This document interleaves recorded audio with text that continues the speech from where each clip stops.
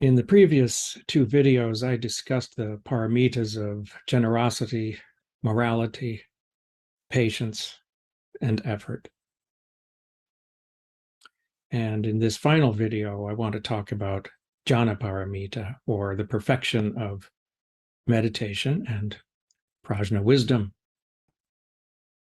So let's turn to the fifth paramita, dhyana-paramita. This virtue practice is about meditation, and our entire school is devoted to it. It's the core of our practice. Zazen. Zen, the word Zen, comes from the Chinese word chana, which was the Chinese version of the Sanskrit word jhana, which means meditation. So ours is the meditation school, Zen.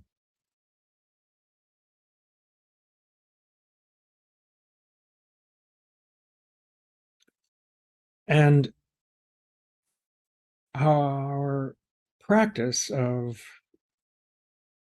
meditation is aimed at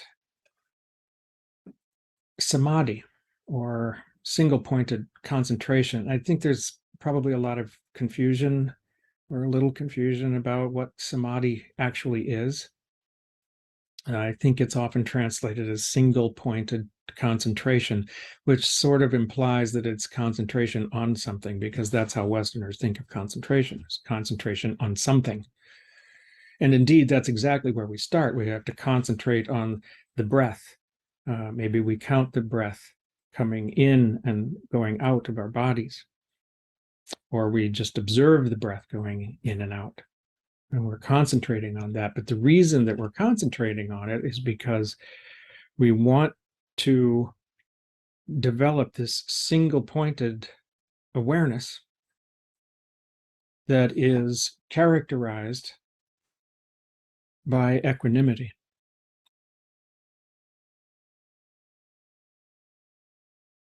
In other words, we meditate in order to quiet the mind.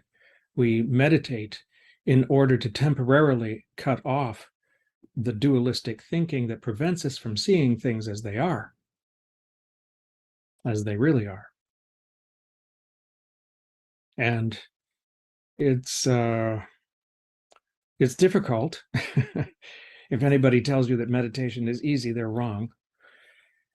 It's not easy. It's a challenge, because our conditioning runs so deep. That dualistic thinking that I was talking about is like a constantly running movie. The movie of me, directed by me, watched by me, an audience of me, for me. The me movie. And it's my favorite movie. I watch it all the time. I never stop watching the me movie unless I'm meditating. See, that me movie is always about me and everything else. It's dualistic. It divides things, and it blinds us to how things really are.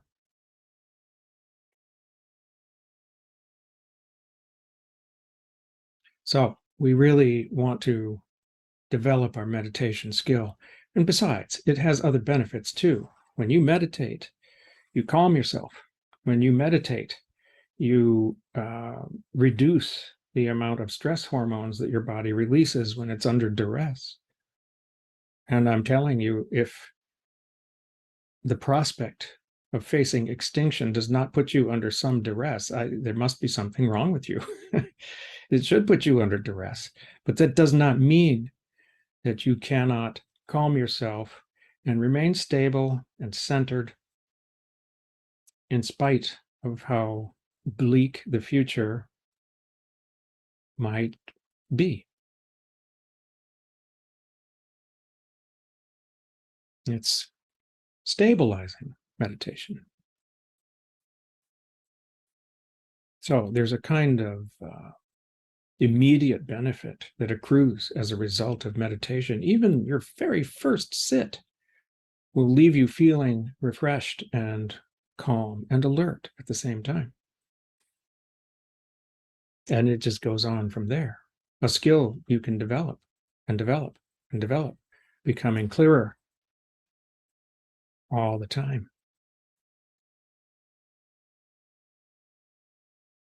And if it's deep enough, if it's clear enough, if you can attain and sustain equanimity, then the chances are largely increased that you can actually perceive, become conscious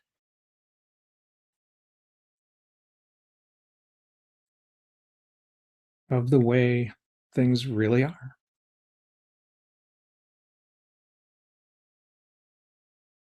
And that's prajna. The wisdom resulting from this knowledge, the knowledge of how things really are, is prajna wisdom.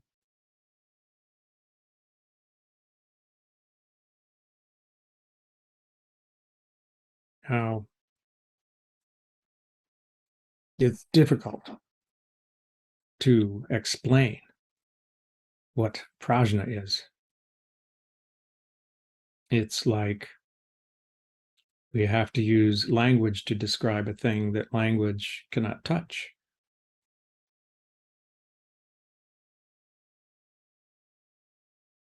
It's like circumnavigating an island in a boat. You can see the island from a distance, but that's not the same as actually being on the island.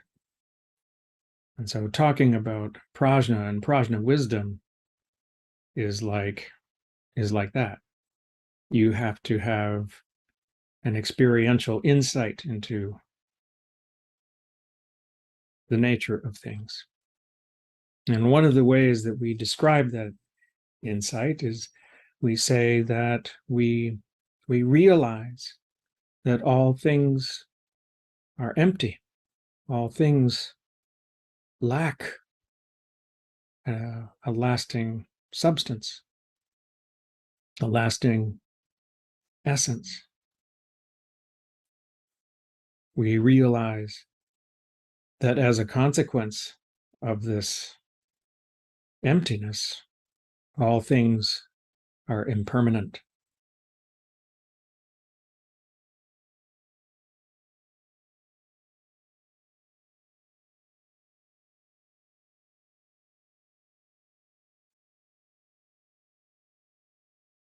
I would love to be able to tell you exactly what prajna is, but all I can do is describe it.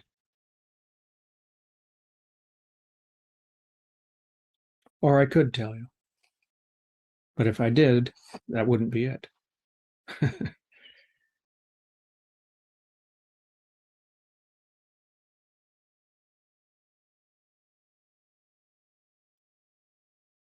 What can prajna do for us as we face a catastrophic level of climate change? What can prajna do for us in the face of extinction? Well, I'll just tell you it can't do anything. Prajna can't do anything.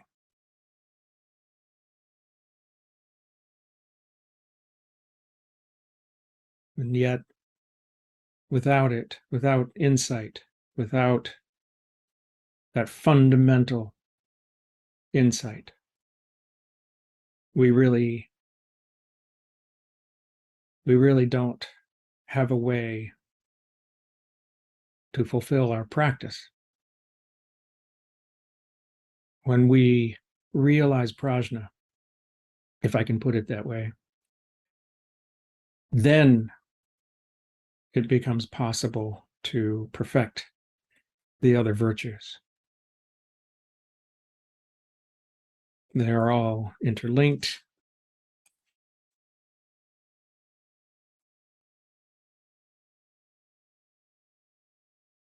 Now, no one knows what's going to happen in the future. No scientist knows. I don't know. Nobody knows. All we can do is look at climate change trends,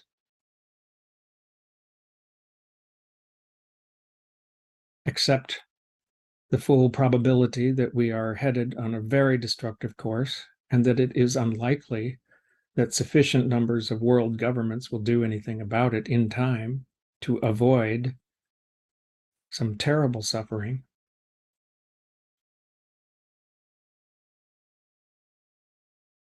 And then the rest is how we appreciate our lives with that knowledge.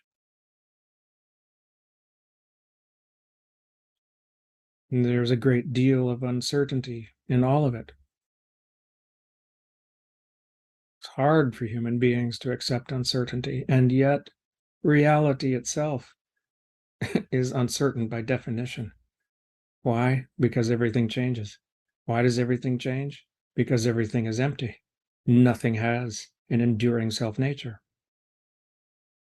So we look at the trends, we use reason, we use logic, we try not to deceive ourselves, we listen to our teachers because they have the experience that's necessary for us to learn what practice is and isn't.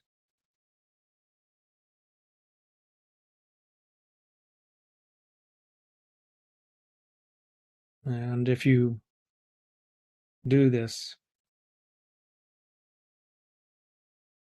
enough, if you have that fundamental insight, well, you have an opportunity to arrive at prajna wisdom. Prajna wisdom does not happen when you have an insight into the nature of things. When you have that insight, it's like a blinding light. It makes you completely blind. You can't see anything. It obliterates everything. It eradicates everything. It makes all things extinct. That's how bright it is. That's how pure it is. That's how infinite it is. Prajna. So how can there be any such thing as prajna wisdom?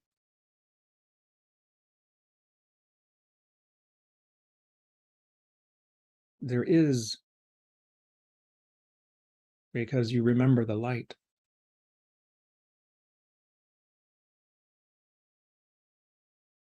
Prajna wisdom is your memory of having gone extinct.